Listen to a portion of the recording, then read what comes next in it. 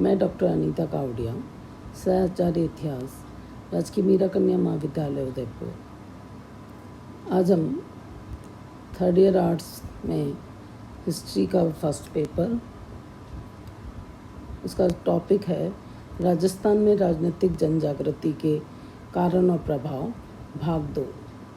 इसके अंतर्गत कल हमने राजस्थान में राजनीतिक जनजागृति के प्रमुख कारण क्या रहे हैं, उनके बारे में विस्तार से हमने चर्चा की थी। आज हम उन कारणों के आधार पर ही देखेंगे कि उनका प्रभाव क्या पड़ा और प्रमुख क्रांतिकारी कौन कौन थे, उनके विचार क्या थे, उनके बारे में हम संक्षिप्त में देखेंगे। जहाँ तक राजस्थान में क्रांति और जनजागृति की बात है, तो इसके बारे में ये कहा जा सकता है कि राष्ट्रीय भावना के निर्माण में सहायक तत्व जिस तरह से भारत में ही पहले से विद्यमान थे, और इसमें भी संदेह नहीं है कि राष्ट्रीय भावना का निर्माण अंग्रेजी शासनकाल से पहले संभव नहीं हुआ था, परंतु ये स्थिति भारत में ही नहीं थी, अपितु यूरोप में भी हमें राष्ट्रीय भावना की उत्पत्ति 19वीं सदी से ही प्राप्त होती है। इस कारण यदि भारत में उसका आरंभ 19वीं सदी के उत्तरार्ध में हुआ तो कोई विशेष इसमें आश्चर्य की बात नहीं है। तो राष्ट्रीय भावना के निर्माण में सहायक तत्व भारत में अंग्रेजी शासनकाल से पहले से ही उपस्थित थे, परंतु अंग्रेजी शासनकाल में अनेक कारणों से उस भावना को संगठित होने का अवसर मिला था, जिसके कारण भारत में राजनीतिक आंदोलन का सूत्रपात हुआ था। और इन में हम देख सकते हैं कि राजनीतिक एकता, अंग्रेजी शासनकाल में भारत एक राजनीतिक शक्ति के अधीन रहा और समान कानून अधिकार एक सत्ता इस समय स्थापित हुई थी। और इससे पहले बड़े शासकों के समय में भारत में भी राजनीतिक एकता स्थापित हुई थी, परंतु वह एकता अधिक समय तक न रह सकी थी, इस कारण वह अधिक प्रभावशाली नहीं हुई थी। दूसरा, जैसा हमने देखा, अंग्रेजी भाषा, पश्चिमी साहित्य और शिक्षा, 19वीं सदी में धार्मिक और सामाजिक आंदोलन, अंग्रेजों द्वारा भारत का आर्थिक शोषण, यातायात और आवागमन के साधनों में वृद्धि, समाचार पत्र और साहित्यकारों का योगदान, ये विभिन्न कारणों की हमने बात की थी, जिसकी वजह से राजस्थान में क्रांतिकारी गतिविधियां दिखाई देने लगी थी। इन गतिविधियों में जो प्रमुख क्रांतिकारी थे उनकी बात हम आज करना चाहेंगे। इसमें सर्वप्रथम हम ले रहे हैं अमरचंद बांठिया। इनका जन्म 1791 ईस्वी में बीकानेर में हुआ था और इन्हें अपने पिता के साथ व्यापार करने ये भी ग्वालियर चले गए थे। ग्वालियर परिवार ने इन्हें नगर सेठ की उपाधि देते हुए राजकोष का प्रभारी इनको नियुक्त किया था। सन 1857 ईस्वी की क्रांति के समय रानी लक्ष्मीबाई और तात्या टोपे को धन की जब आवश्यकता पड़ी थी, तो अमरचंद बांठिया ने ग्वालियर का राजकोष व अपनी संपत्ति उन्हें दे दी थी, और इस तरह से अमरचंद बांठिया को 1857 की क्रांति का भामाशाह भी कहते हैं। इस आर्थिक सहायता का पता जब अंग्रेज़ों को चला, तो अंग्रेज़ों ने बांठिया को ग्वालियर में ही पेड़ पर लटका कर फांसी दे दी थी। अतः इसे राजस्थान का मंगल पांडे भी कहा जाता है। ये राजस्थान का 1857 की क्रांति में प्रथम शहीद था। आज भी बांठिया की मूर्ति ग्वालियर में उस पेड़ के नीचे स्थापित है। दूसरा हम ले रहे हैं अर्जुनलाल सेठी। इनके जीवन के बारे में भी जो प्रमुख बात है उसको हम यहाँ देखेंगे। अर्जुनलाल सेठी, इनका जन्म 1880 में 9 सितंबर 1880 में जयपुर के एक जैन परिवार में हुआ था, और राजस्थान के ये प्रथम क्रांतिकारी थे जिन्होंने जयपुर में जन चेतना पैदा की थी, और इसीलिए इन्हें जयपुर राज्य में जन जागृति का जनक कहा जाता है। जयपुर की महाराजा कॉलेज से इन्होंने बीए पास करने के बाद और फिर इनको चोमू का जिलाधीश बनाया गया था, परंतु इन्होंने अर्जुन लाल नौकरी करेगा तो अंग्रेज़ों को भारत से बाहर कौन निकालेगा, ये इनका सोच था और इसीलिए इन्होंने अपना जो जिलाधीश का पद था वो त्याग दिया था और 1905 में जयपुर में जैन शिक्षा प्रचारक समिति की स्थापना की थी। इसी समिति के तत्वावधान में सेठी ने 1907 में अजमेर में जैन शिक्षा सोसाइटी नाम का विद्यालय खोला था और बाद में 1908 में जैन वर्धन पाठशाला के नाम से जयपुर में उसे शिफ्ट कर दिया था। इस जैन शिक्षण संस्था का उद्देश्य जैन धर्म का प्रचार प्रसार करना नहीं वरन क्रांतिकारी युवक उत्पन्न करना रहा था। सेठी के बारे में ऐसा कहा जाता है 1920 में इनको जेल से जब रिहा हुए थे, रिहाई के बाद सेठी ने महाराष्ट्र गए थे और महाराष्ट्र के पूना स्टेशन पर कई कार्यकर्ताओं के साथ बाल गंगाधर तिलक ने भी इनका स्वागत किया था। सेठ जी जैसे देशभक्त के कदम महाराष्ट्र की धरती पर आना और उनका स्वागत होना मराठों के गौरव की बात है। यहाँ से सेठी जी बारदोली जो कि गुजरात में है वहाँ गए, जहाँ वल्लभ भाई पटेल के नेतृत्व में उनका स्वागत किया गया था। सेठी जी का जुलूस निकाला जाने लगा तो वहाँ के छात्रों ने घोड़ों के स्थान पर स्वयं जुतकर सेठी जी की बग्घी को पूरे शहर में घुमाया था। बारदोली से सेठी अजमेर आकर अपने क्रियाकलापों का इन्होंने अजमेर को प्रमुख केंद्र बनाया था। महात्मा गांधी के कहने पर अजमेर क्षेत्रीय कांग्रेस का इनको अध्यक्ष बनाया गया था और इनके बारे में भारत में अंग्रेजी राज पुस्तक के लेखक सुंदरलाल ने सेठी जी के बारे में भी लिखा है कि राजस्थान का सच्चा सपूत व क्रांतिकारी जिसने अपने दीपक की लौ से हिंदुस्तान की क्रांति को चमकाया। और जब उनकी 1941 में मृत्यु हुई थी उस समय ये बात कही थी उन्होंने, हिंदुस्तान की क्रांति को चमकाया, आज स्वयं वो बुझ गया है। क्रांतिकारियों में प्रमुख क्रांतिकारियों में हम हीरालाल शास्त्री जी का भी नाम लेना चाहेंगे। इनका जन्म 24 नवंबर 1899 ईस्वी में जयपुर के पास जोबनेर में हुआ था और पुरोहित परिवार में इनका जन्म हुआ था। जोबनेर से इन्होंने 10वीं की परीक्षा पास की थी, जयपुर से ही बीए की थी।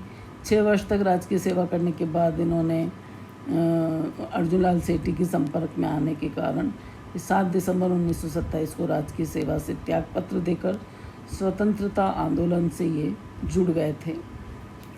शास्त्री जी ने 1930 ईस्वी में प्रलय प्रतीक्षा नमो नमः नामक गीत लिखा जो काफ़ी लोकप्रिय हुआ था और हीरालाल शास्त्री जी ने जयपुर राज्य जो वर्तमान में टोंक जिला के निवाई कस्बे में अपनी पुत्री शांताबाई के नाम पर 1936 ईस्वी में जीवन कुटीर नाम से एक रचनात्मक संस्था की स्थापना की थी। इस संस्था के माध्यम से वस्त्र स्वावलंबन की दिशा में महत्वपूर्ण शिक्षा दी जाती थी। वर्तमान में यही संस्था वनस्थली विद्यापीठ के नाम से विश्वविद्यालय का दर्जा प्राप्त अंतर्राष्ट्रीय ख्याति प्राप्त महिला शिक्षा का एक उत्कृष्ट संस्थान है, जहां देश की ही नहीं अपितु विदेशी लड़कियां भी यहाँ शिक्षा प्राप्त करती हैं। और हीरालाल शास्त्री जी की पत्नी रतन शास्त्री ने भी वर्षों वनस्थली विद्यापीठ की संचालिका के रूप में कार्य किया था। शास्त्री जी जमुनालाल बजाज के कहने पर प्रजामंडल की भी इन्होंने जयपुर में स्थापना की थी। 1942 में भारत छोड़ो आंदोलन के समय शास्त्री जी और जयपुर राज्य के मध्य समझौता जेंटलमैन्स एग्रीमेंट हुआ था, जिस कारण शास्त्री जी ने जयपुर प्रजामंडल को भारत छोड़ो आंदोलन में भाग लेने से मना कर दिया था। 30 मार्च 1949 ईस्वी को शास्त्री जी राजस्थान के प्रथम मनोनीत मुख्यमंत्री बने थे। राजस्थान के राज प्रमुख सवाई मानसिंह द्वितीय ने इनको इसकी शपथ दिलाई थी और इनकी स्वयं की लिखी आत्मकथा प्रत्यक्ष जीवन शास्त्र नाम से प्रकाशित हुई थी। इनकी मृत्यु 1974 में हुई थी। जयनारायण व्यास, इनका जन्म 18 फरवरी 1899 में जोधपुर के एक साधारण पुष्करना ब्राह्मण परिवार में हुआ था। ये राजस्थान के प्रथम व्यक्ति थे जिन्होंने सामंतशाही के विरुद्ध आवाज़ उठाई थी और इनका जो चरित्र है या उदात्त चरित्र है उसके कारण ये मां साहब और राजस्थान के लोकनायक, शेर राजस्थान, लक्कड़ और फक्कड़, धुन के धनी आदि विशेषणों से, आदि नामों से इनको संबोधित किया जाने लगा था। राजस्थानी भाषा के प्रथम राजनीतिक समाचार पत्र आंगी बाण अग्निबाण को ब्यावर से प्रकाशित इन्होंने किया था। 1927 में ब्यावर से तरुण राजस्थान और 1936 ईस्वी में मुंबई से अखंड भारत नामक पत्र इन्होंने निकाले थे। राजस्थान के एकमात्र मनोनीत निर्वाचित मुख्यमंत्री जयनारायण व्यास 1948 में जो मुख्यमंत्री रहे थे। 1948 में व्यास जी जोधपुर रियासत की लोकप्रिय सरकार के मंत्री रहे थे। ये राजस्थान के एकमात्र मनोनीत और निर्वाचित मुख्यमंत्री बने। इन्हीं के नाम से जोधपुर में जयनारायण व्यास विश्वविद्यालय भी बनाया गया था। इनकी मृत्यु 1963 ईस्वी में हुई थी। इसके बाद हम लेंगे जमनालाल बजाज। इनका जन्म 4 नवंबर 1899 ईस्वी में सीकर जिले में काशी का बांस नामक गांव में हुआ था। साधन संपन्न होते हुए भी सेठ जमनालाल बजाज ने एक क्रांतिकारी के रूप में जीवन व्यतीत किया था। बजाज गांधी जी के नज़दीक थे और वे इन्हें अपना पुत्र ही मानते थे। इसीलिए बजाज जी को गांधी जी के 5वें पुत्र के रूप में भी माना जाता है। बजाज इन्होंने राष्ट्रभाषा हिंदी के ये प्रबल पक्षधर थे और इसे ईमान की भाषा कहते थे। इन्होंने राजस्थान केसरी, कर्मवीर, प्रताप, त्याग भूमि और राष्ट्रीय भावना के पत्र पत्रिकाओं के प्रकाशन में भरपूर आर्थिक सहायता प्रदान की थी। जमनालाल बजाज स्वयं को गुलाम नंबर 4 कहा करते थे। पहला गुलाम भारत, दूसरा गुलाम देशी राजा, तीसरा गुलाम सीकर, चौथा गुलाम, वो अपने आप को बजाज जी कहते थे। इन्होंने जयपुर में 1927 ईस्वी में चरखा संघ की स्थापना की थी और बाद में इन्होंने 1938 में बजाज की अध्यक्षता में भी जयपुर प्रजामंडल का पुनर्गठन किया गया था। 11 फरवरी 1942 को जमनालाल बजाज जी की मृत्यु हो गई थी और इनकी मृत्यु के बाद भारत सरकार द्वारा 1970 ईस्वी में उनकी स्मृति में डाक टिकट भी जारी किया था। अगले क्रांतिकारी केसरी सिंह बारठ। इनका जन्म 21 नवंबर 1872 ईस्वी को भीलवाड़ा के शाहपुरा के समीप देवपुरा, जिसे बारठ जी का खेड़ा भी कहते हैं, इसमें कृष्ण सिंह बारठ के परिवार में इनका जन्म हुआ था। केसरी सिंह बारठ की प्रारंभिक शिक्षा उदयपुर में हुई थी। शुरू में मेवाड़ राज्य की और बाद में कोटा राज्य की सेवा में ये रहे थे और केसरी सिंह बारठ के द्वारा रचित 13 सोरठों की रचना को ही चेतावनी रा चुकटिया कहते हैं। ये इनकी लोकप्रिय रचना है और 1910 में गोपाल सिंह खरबा के साथ मिलकर वीर भारत सभा नामक क्रांतिकारी संगठन की इन्होंने स्थापना की थी और साधु प्यारेलाल हत्याकांड में इन्हें 1914 में बंदी बनाकर 20 वर्ष की सज़ा हुई। केसरी सिंह को बिहार की हजारीबाग जेल में रखा गया था। जेल में ही केसरी सिंह को अपने पुत्र प्रताप सिंह की शहादत की खबर मिली तो उन्होंने प्रसन्नता से कहा, भारत माता का पुत्र उसकी मुक्ति के लिए शहीद हो गया, उसकी मुझे बहुत प्रसन्नता है।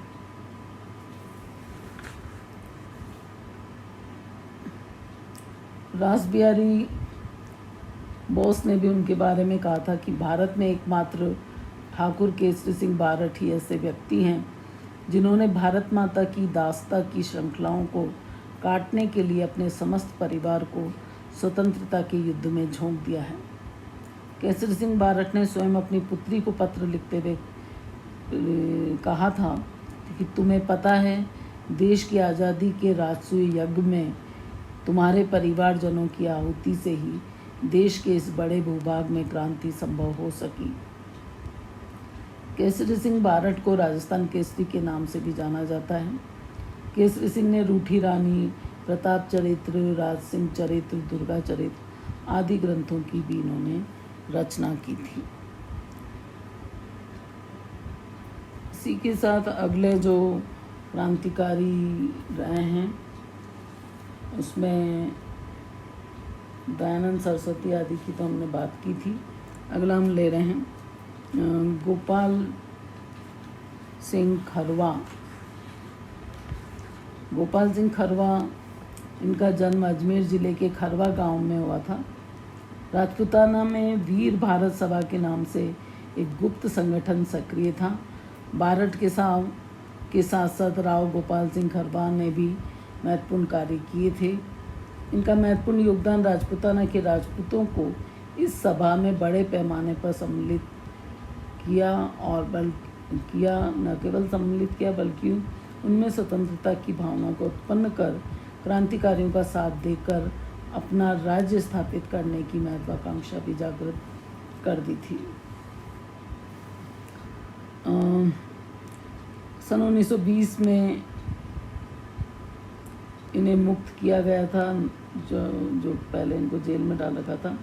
इनका प्रमुख कार्य क्रांतिकारियों को हथियार उपलब्ध कराना था और ये अनुशीलन समिति से जुड़े थे। इन्होंने राजपूताना में वीर भारत सभा का गठन किया। इनका जो निधन 1939 में हुआ था और भारत सरकार के संचार मंत्रालय ने 30 मार्च 1989 को इनकी स्मृति में डाक टिकट भी जारी किया था। मोतीलाल तेजावत, इनको भीलों के बाबा के नाम से भी ये प्रसिद्ध थे। जाति से ये जैन थे। इनका जन्म 1887 में उदयपुर जिले की झाड़ोल तहसील के कोलियार गांव में हुआ था और ये भीलों और अन्य जातियों पर जुल्म देखकर शुद्ध थे।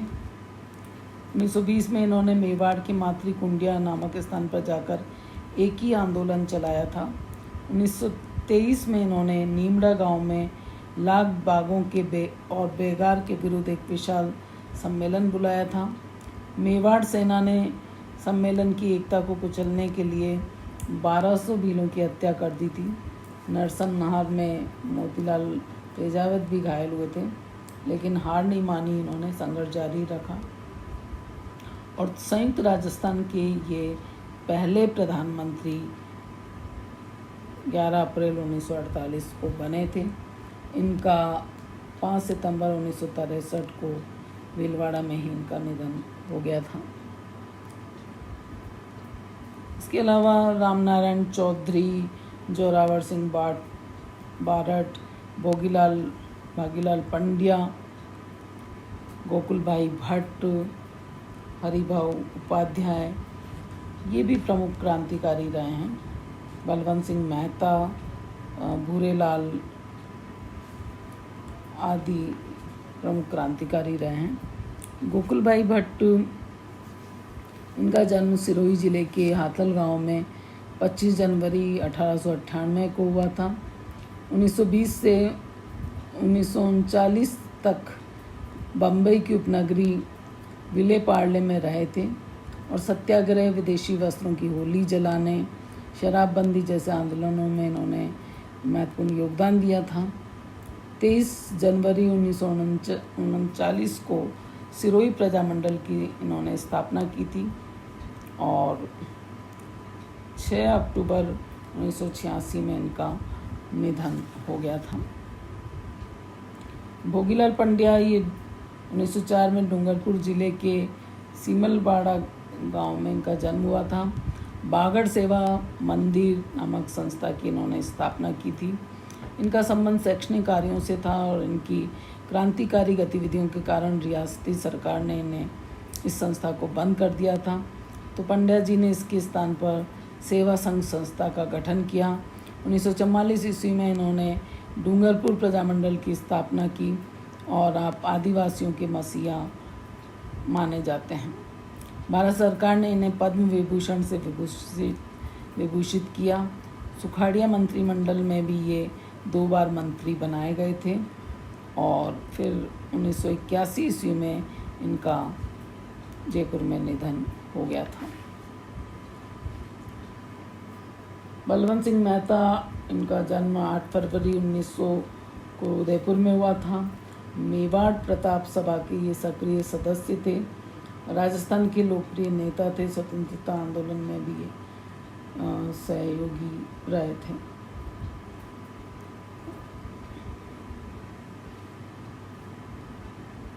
तो इस तरह से राजस्थान में ये प्रमुख क्रांतिकारी जिन्होंने जन जागृति में राजस्थान के लोगों में स्वतंत्रता की भावना जगाने में अपना महत्वपूर्ण योगदान दिया था।